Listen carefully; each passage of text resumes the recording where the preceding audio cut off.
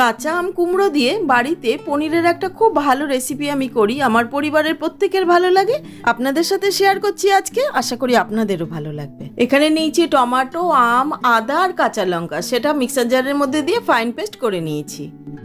এবার কড়াইতে সর্ষের তেল গরম করে তাতে সামান্য পরিমাণে লবণ দিয়ে চৌকো করে কেটে রাখা পনিরগুলোকে ভালো করে ভেজে একটি প্লেটে তুলে নিচ্ছি।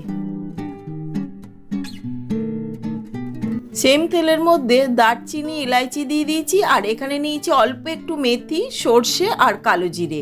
এবার এগুলিকেও ফোড়নের মধ্যে দিয়ে দিচ্ছি, দিয়ে একটু সময় নেড়ে নিচ্ছি।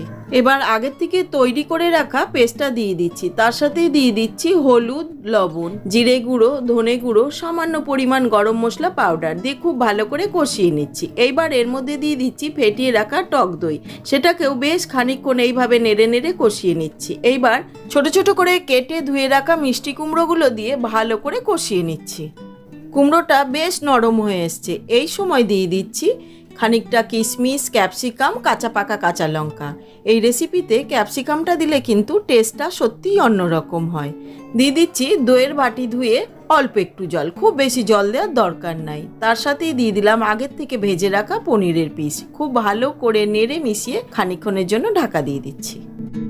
প্রায় 5-7 মিনিট হয়ে গেছে, এবার ঢাকাটা খুলে নিচ্ছি। ঝোলটা খুব ভালো মতন ফুটে গেছে, দেখুন। হ্যাঁ, মিষ্টি কুমড়োগুলো একদম কেটে যাচ্ছে। এবার দিয়ে দিচ্ছি অল্প একটু চিনি আর পাতলা করে কেটে রাখা টমেটো আর আম। এই সময় আমটা দিলে না নরম হয়ে যাবে, অথচ গলে যাবে না। মুখে যখন পড়বে টেস্টটা অনবদ্য লাগে।